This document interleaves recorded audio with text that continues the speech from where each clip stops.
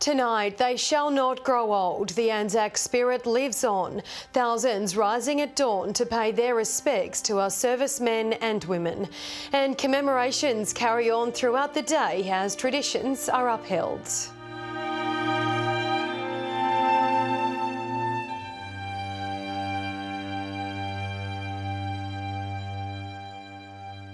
Good evening. Thousands of people rose early this morning for Anzac Day to honour sacrifices made. Dawn services held across the region, commemorating the 104th anniversary of the landing at Gallipoli by Anzac forces. We begin our special Anzac Day coverage in Whyalla with John Hunt. As dawn rose over Whyalla, crowds gathered at the War Memorial gates to pay tribute. At the going down the sun and in the morning, we will remember them.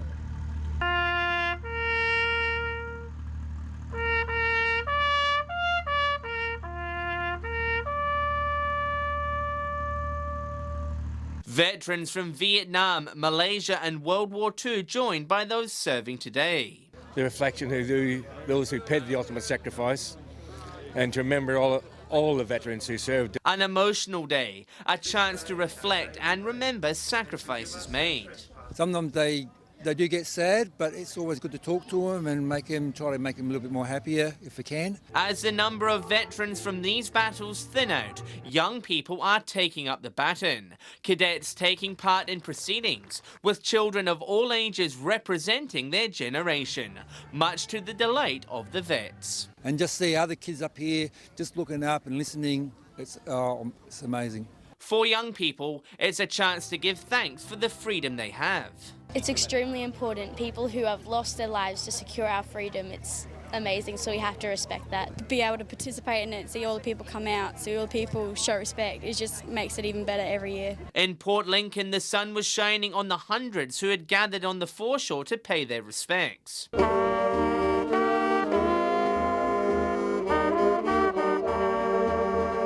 And a large crowd at Gladstone Square in Port Augusta. It's probably two to 300, I'd say. A very good roll-up for a small country town, yeah. People in our region joining the nation in paying its respects. John Hunt, 7 Spencer Gulf News. Following those early morning commemorations, the spirit of Anzac filled the streets as parades took place across the region. Veterans and their families commemorating as thousands marched to pay tribute. With police leading the charge, young and old marched for a common cause. Ex-veterans, their families and the new guard sweeping through Port Augusta's main street, some wearing the lifelong reminders of their time at war, while others carried the legacy of loved ones before them. It's my pop. Why is it special to you? Because he went out and helped people in the war. Armoured vehicles more than half a century old, also firing up for the occasion. Brings back a lot of memories. We used to have these were in general service in Malaysia while I was over there. In Whyalla, people sought the best vantage point on the street to pay their respects. Local scouts among the many to join ex-servicemen and women in filing through town. Further down the Eyre Peninsula, hundreds packed the streets of Port Lincoln for its military parade. To actually sympathy for all the times it's gone by. After parading through Port Augusta, the official party and the public stopped here in Gladstone Square for the mid-morning commemorations.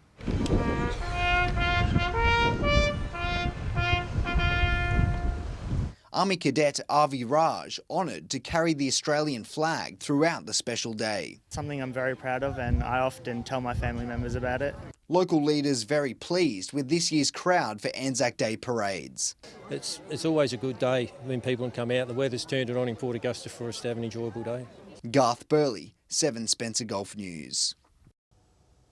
In keeping with tradition, thousands have commemorated at local RSLs for breakfast and the annual game of Two Up.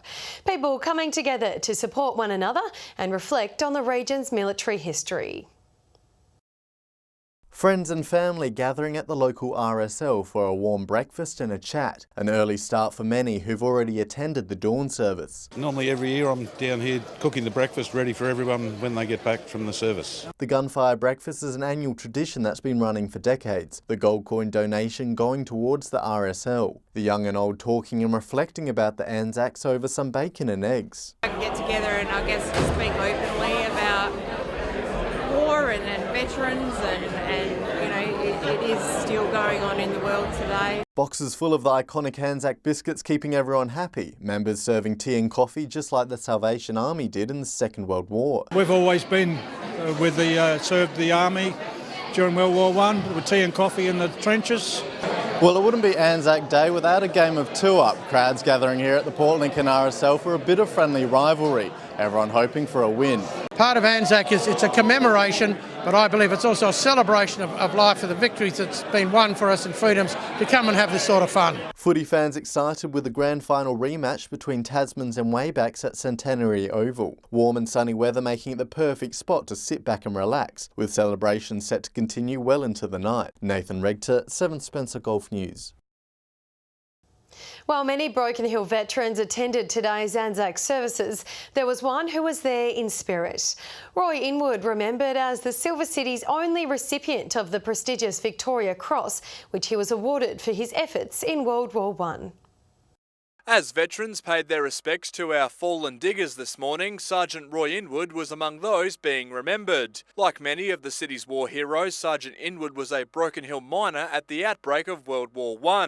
In 1914, he enlisted as a private in the Australian Imperial Force at the age of 24. He was part of the 3rd Brigade covering force for the landing at Anzac Cove in Gallipoli. Roy fought across the Western Front in France and Belgium. During the Battle of Menin Road Ridge, Sergeant Inwood located a German machine gun post while his battalion was recovering. He killed the German crew and captured 1 prisoner single-handedly. Prior to that, on that day, he was actually gone and done similar things. So it wasn't just a award for one thing. He'd been a continual great soldier. In the citation for the Victoria Cross, it said it was for conspicuous bravery and devotion to duty. Inwood made it home from the war, later enlisting in the reserve forces for World War II. He passed away in Adelaide in 1971. He was 81 years of age. Roy has been immortalised in a bronze statue in front of the local RSL branch. We haven't written anything on the statue because he represents every veteran that served in Australia, really. Sergeant Roy Inwood is the city's first and only Victoria Cross recipient. Patrick Reinke, 7 Spencer Gulf News. British and Australian soldiers have fought side by side in wars stretching back more than a century. And today, those historical ties and the camaraderie between the two nations remain. They fought side by side in wars stretching back more than a century, and today the ties between Australian and British soldiers continue to be reinforced. A recent exercise at Puckapunyal Military Training Ground in central Victoria served to strengthen a time-honoured bond. The general army attitude, it's all there, the banter is there. The guys like to have a bit of competition all the time. We've always got the same tales to tell, just usually different ends of the world. 30 soldiers travelled from the UK to Australia especially for this training camp. So we're learning from each other, they're learning from us, but it's a good way to have a bond between 2 units that shared battle honours throughout over 100 years. The ground stretches for kilometres. Here you can see just how large the area is. It was established in 1939 and is still used extensively for a range of exercises, including the recent one involving Battle Group Jacker. It saw more than 500 reservists from the 9th and 4th Brigade join those from the 3rd Battalion and the Royal Anglian Regiment. You've got to work as a team to have an outcome. So as a combat team, there's about 100 soldiers working together to achieve an effect. It's not a bunch of individuals. They're preparing for Talisman Sabre, a major event in Queensland involving 30,000 people. It's reservists training, but the resources used are the real deal, mimicking genuine scenarios. It takes a significant amount of teamwork, and to move around and fight the enemy in this sort of terrain takes courage. They need the initiative to win. and a respect for the enemy. But while technology has changed significantly, the basics haven't.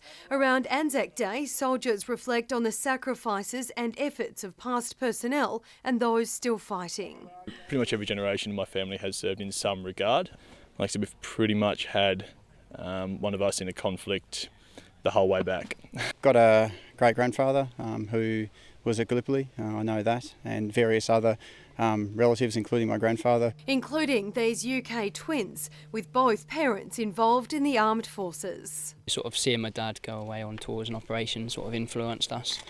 So as soon as we pretty much 17 and a half, 18, we joined up. But it's certainly something that I like to look back on. You know, I can give my grandfather a call and tell him about something I did, and he can completely sympathise, because at the end of the day, soldiering never really changes. Generations on, and those who fought for their country are respected and remembered. Louise Hedges, 7 Tasmania News. Still to come tonight, we take a look at the day's other news, with the future of Port Augusta's City Safe program still unknown, and a boxcar rally hitting the highway, all in the name of charity. Welcome back. Turning to the day's other news now, and the future of Port Augusta's City Safe program is still unknown, with the council deciding to once again delay a decision to renew its contract. The special council meeting was called last night to make a decision on the matter. However, the item was not lifted from the table. The elected body, who is divided on the future of the program, calling for more time to make the decision. Any elected member can request it be lifted at the table any time. A special council meeting can be called at any time for this to occur, which I will be encouraging that we do that in the near future. The City Safe contract is due to expire on the 30th of June. Representatives of the biggest fishing industries in Australia visited Port Lincoln yesterday, hosting a public forum on the town's rich seafood business. The event, part of the annual Salt Festival. It's the seafood capital of Australia, and last night Port Lincoln residents were given the chance to meet those representing the big fishing industries. Today was about the local Port Lincoln seafood industry coming to the community with the ideas and concepts about what we do around sustainability. Speakers from 6 different industries, including abalone, tuna and oysters, providing insight to locals about their product and its sustainability practices. Mark Turner says it was a great opportunity for locals to ask questions. Providing this information really gives the public a way of knowing where their seafood comes from and giving them that sort of social responsibility. Guests were invited to a tasting of some of the best local seafood on offer, including the region's famed southern bluefin tuna, which was carved with some humour by Tony Ford. Really good to show the public what we do and really get them more knowledge around our practices and more familiar with the seafood around the state. It was the first year the Salt Festival held such an event, and it looks promising to be held again. We just really wanted to have that exchange, how we undertake our operations and what we do for work and how that impacts on sustainability. Nathan Rector, 7 Spencer Gulf News. 2 Jamestown locals are hitting the highway to fight cancer with a very unique vehicle. Taking part in a boxcar rally, they'll travel more than 2,000 kilometres from Melbourne to Townsville. Driving great lengths to help beat cancer. Leanne Bayer and Margie Simpson of Jamestown have put their hand up to take part in the Springboks rally. Talking one day about doing something different, and Leanne found the Box Rally information on a website. The national event has grown in popularity, with 650 cars set to take part in 3 events during the 2020 calendar. Team Friday Phillies will be driving 2,500 kilometres from Melbourne to Townsville. The rules for the Box Rally are quite simple. All you need is a decent lemon. If you would be happy to drive the car around, then it's probably worth more than $1,000. For Leanne, watching her brother-in-law fight and lose the battle with cancer was heartbreaking. I would like to get out there and do something in memory of him, in memory of the ones that we've lost, those that are still fighting. The girls also see it as a chance to gain a bit of perspective. We're out of our comfort zone, because that's what people are when they're being treated for cancer or suffering. They're not in their comfort zone anymore. If you would like to donate to their journey, search Friday Phillies on the Box Rally website. Dominic Beaton, 7 Spencer Gulf News. Stay with us after the break. We'll have the latest on the region's fuel prices and the weather details. Welcome back. Here's Garth Burley with Fuel Watch. Welcome to a special Anzac Day edition of Fuel Watch. And if you were thinking about taking an extra day off tomorrow and getting away for the weekend, unfortunately the news isn't very promising at the Bowsers, with both unleaded and diesel prices creeping up. First to unleaded, where Port Augusta saw the biggest jump of just under 3 cents, while Eyre Peninsula drivers would have noticed a small increase from last week in Port Lincoln and Whyalla. In Port Pirie, the price has risen over $1.46. Meanwhile, Kadina is still seeing red with an increase of nearly 2.5 cents. Positive signs of Broken Hill after a drop from last week, while in the city, some relief in the pockets of motorists, with prices plunging a whopping 17 cents after the Easter long weekend.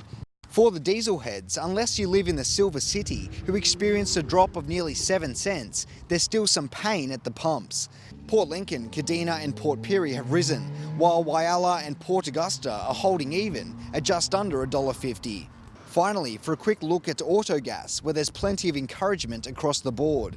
Port Lincoln, Kadina, Broken Hill and Adelaide are all cheaper this week, while Whyalla fell over 8.5 cents. Port Augusta and Port Pirie remaining steady at just under the 90 cents a litre mark. And remember, these prices are the regional averages and do not reflect any one particular outlet. And if you find a spot that sells unleaded, diesel or auto gas for cheaper, let us know on our Facebook page. And here's Ruby Kemain with the latest weather details. Thanks, Louise. It's been a mild and mostly sunny Anzac Day across the region. Port Augusta reaching 24 degrees, Whyalla, Port Lincoln and Broken Hill all 22, Port Pirie 23 and Adelaide 21. On the satellite, a ridge of high pressure keeping skies relatively clear. Tomorrow the coast will see southwesterly winds at up to 20 knots, with seas at 1.5 metres, and the sun will rise at 6:49 in the morning. A fine day ahead for most of the region, with showers expected over some parts. Port Augusta with a max of 22 degrees, Whyalla 21, Port Lincoln 19, Coffin Bay showers and 16, Woodner 21, Corn 20, Broken Hill 21, Port Pirie showers and 20, Clare 17, Cleve 19, Kadina a top of 20. Looking further ahead now, with a fine weekend expected at Port Lincoln. Maximums sitting in the early 20s, similar conditions at Cleve, a top of 19 on Saturday. Woodner fine on Saturday and looking sunny Sunday and Monday. Whyalla with a partly cloudy start to the weekend, clearing to a sunny Sunday. Port Augusta 21 and sunny on Saturday, a little warmer on Sunday. Kadina looking fine and partly cloudy through the weekend. Port Pirie with a sunny start to next week. Clare partly cloudy across the weekend, a top of 17 on Saturday. Broken Hill expecting sunny conditions Saturday and Sunday. And that wraps up the weather for this Anzac Day, Louise. Back to you. Thanks for that, Ruby. And that's your local news this evening. Thanks for joining us this Anzac Day. We'll have updates later, but until then, enjoy your evening. Good night.